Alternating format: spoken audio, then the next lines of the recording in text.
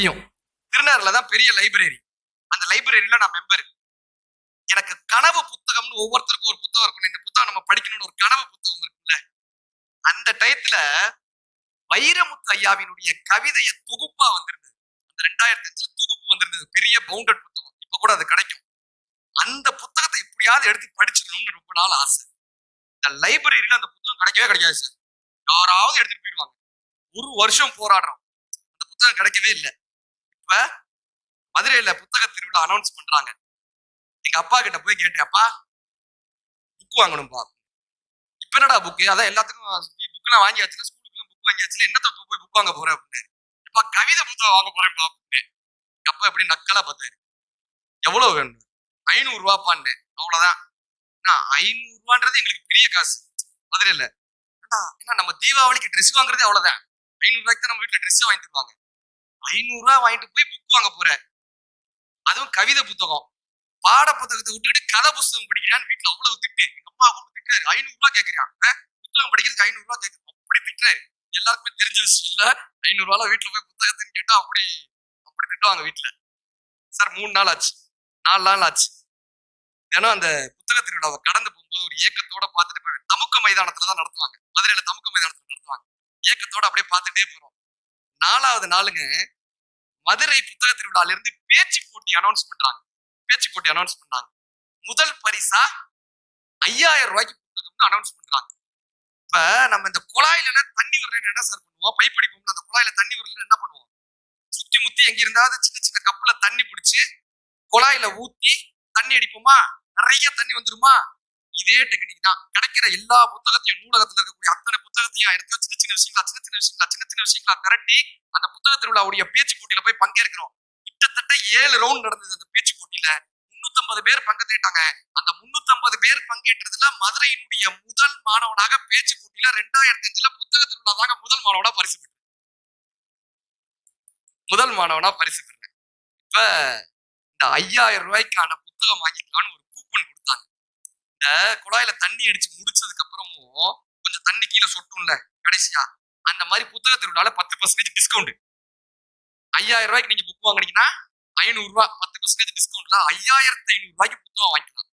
இப்ப எங்க அப்பாட்ட எவ்வளவு கேட்டேன்? 500 ரூபாய் கேட்டேன். அந்த திட்டுனாரு. இப்ப 5500 ரூபாய் கையில இருக்கு. நான் போய் கெத்தா எங்க அப்பாட்ட காட்டணும் அப்படின்ட்டு எடுத்துட்டு போறேன். நைட்டு வேலை முடிச்சுட்டு வந்தாங்க. சாப்பிட்டுட்டு அப்படியே இதா இருக்கும்போது நான் போய் 5500 ரூபாய் அப்படி காட்டணும்ன்ற ஒரு இது இருக்குல்ல, ஈகோ இருக்கும்ல, அப்படி காட்டணும்ன்றதுக்காக எடுத்து ரெடியா வச்சிருக்கேன்.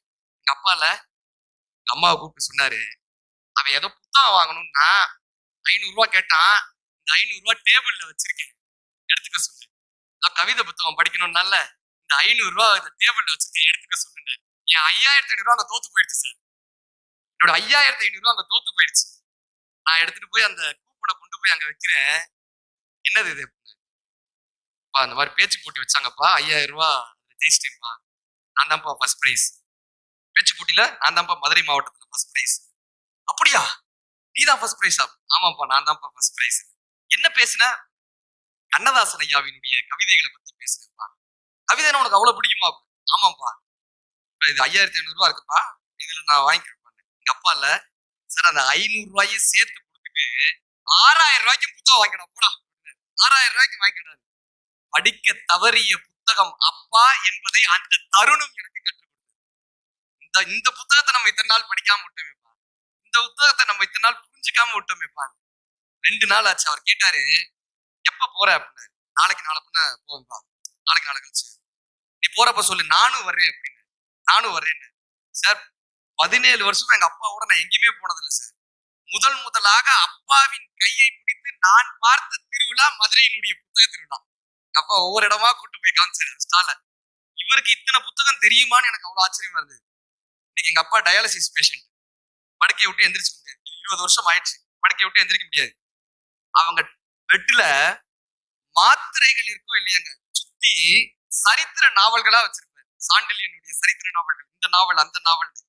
இந்த டயாலிசிஸ் பேஷண்டா இருக்கிறவங்களுக்கு தெரியும், அந்த வீட்டுல இருக்கிறவங்களுக்கு தெரியும். அடிக்கடி ஐசியூக்கு போவாங்க, அடிக்கடி மூச்சு முட்டும், அடிக்கடி ஐசியூ வந்து நார்மல் வார்டு மாதிரிதான் ஐசியூன்றது. எங்க அப்பா போகும்போதுல என்ன பண்ணுவாருன்னா, ஒரு 20 பக்கத்தை படிச்சுட்டு போயிடுவாரு. அந்த நாவல்ல 20 பக்கத்தை படிச்சுட்டு போயிடுவாரு. போயிட்டு எப்படினாலும் திரும்பி வந்துருவோம் அப்படின்ற ஒரு சந்தோஷத்தோடய திரும்பி வந்து அந்த நாவலை கண்டினியூ பண்ணுவாரு. ராட்சசனினுடைய உயிர் வண்டில் இருப்பது போல எங்க அப்பாவினுடைய உயிர் புத்தகத்தில் இருக்கிறதுன்றத இந்த தருணம் எனக்கு கத்துக்கிச்சு. இது ஒரு பக்கம். நமக்கு இந்த வைரமுத்து ஐயாவினுடைய புத்தகம் கிடைச்சிருச்சா, மதுரை புத்தகத்துல போய் வாங்கியாச்சா, இந்த புத்தகத்தை தொடக்கூடிய அந்த தருணம் இருக்கும்ல, எத்தனை பேர் காதலிச்சு கல்யாணம் பண்ணிருக்கீங்க? லவ் மேரேஜ் ஒரு வாட்டி பெரிய கைதட்டு. லவ் மேரேஜ் யாருமே இல்லையா? யாருமே இல்லையா சார்? கைதட்டு சார், அவர் கைதட்டுங்க. சூப்பர், ஒத்துக்கிட்டாரு. இந்த காதலிச்சு திருமணம்னா சாதாரண காதல் கிடையாது சார். அந்த பொண்ணை தூரத்துல இருந்து பார்த்துட்டே இருக்கணும். முதல் நாள் பார்க்கணும், 2வது நாள் பார்க்கணும், 3வது நாள் பார்க்கணும். இவதாண்டா நமக்கான காதலின்னு நம்ம புரிஞ்சுக்கணும். இவ்வளவுதான் நம்ம கல்யாணம் பண்ணிக்கணும். ஒரு 4 நாள் அந்த பொண்ணை தொடர்ந்து பார்த்ததுக்கு அப்புறம் 5வது நாள் அந்த பொண்ணை நம்மள பார்க்க வைக்கணும். 5வது நாள் இந்த பையன் நம்மள பாக்குறான்டான்னு அந்த பொண்ணுக்கு தெரிய வைக்கணும். 5வது நாள் திரும்ப திரும்ப போய் அந்த பொண்ணை பார்க்கணும். அந்த பொண்ணை நம்மள பார்க்க வைக்கணும். அப்புறம் ஒரு நல்ல நாளா பார்த்து ஒரு கிரீட்டிங் கார்டையோ காதல் கடிதத்தையோ கொண்டு போய் அந்த பொண்ணுகிட்ட கொடுக்கணும். அதை கிழிச்சு காருக்கு போய் தூக்கி எறியும் நம்ம தலைமையிலேயே. இருந்தாலும் பரவாயில்லன்னு திரும்ப அந்த காதலை சொல்லி, நம்ம காதலினுடைய நம்பிக்கையெல்லாம் சொல்லி, அந்த பொண்ணுக்கு நம்மளையும் பிடிச்சு, நமக்கும் அந்த பொண்ணை பிடிச்சு ஒரு 2-3 வருஷம் சண்டை இல்லாம காதலிச்சு, நம்ம காதலிச்சு கல்யாணம் பண்ணிக்கலாம்டான்னு முடிவெடுக்கும் போது அந்த பெற்றோர்கள்ட்ட போய் சொன்னா 2 பேர் வீட்லயும் அந்த பெற்றோர்கள் எதிர்ப்பாங்க. 2 பேர் வீட்லயும் பெற்றோர்கள் எதிர்ப்பாங்க.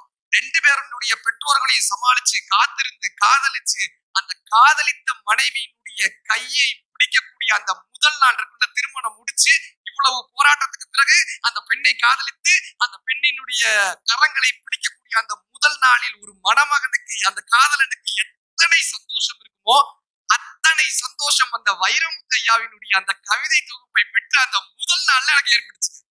எடுத்துட்டு போய் அந்த அந்த புத்தகத்தை எடுத்துட்டு போய் அப்படி வச்சப்ப ஒரு காதலியினுடைய கரங்களை பிடிக்கக்கூடிய அந்த மகிழ்ச்சி. சாரு நைட்டு புத்தகத்தை திறக்கிறோம். அந்த அந்த புத்தகத்தினுடைய அந்த கவிதை புத்தகத்தினுடைய ஆசையோட திறக்கிறாங்க. முதல்ல அணிந்துரை, கலைஞர் ஐயாவினுடைய அணிந்துரை, இதெல்லாம் அப்படியே திருப்பிட்டே வர்றோம். முதல் கவிதை இன்னைக்கு ஞாபகம் இருக்கு, 17 வயசுல படிச்சு முதல் கவிதை வைகறை மேகங்களினுடைய முதல் கவிதை. நீங்க படிச்சிருக்கலாம். ஒளிப்பூக்கள்னு ஒரு கவிதை. நட்சத்திரத்தை பத்தி எழுதியிருப்பாரு. என்னங்க டிங்கிள் டிங்கிள் லிட்டில் ஸ்டார், டிங்கிள் டிங்கிள் லிட்டில் ஸ்டார் நமக்கு தெரியல. ஸ்டாரை பத்தி சொன்னால டிங்கிள் டிங்கிள். ஒளிப்பூக்கள்னு வைரமுத்தையா எழுதியிருப்பாருங்க நட்சத்திரத்தை பத்தி.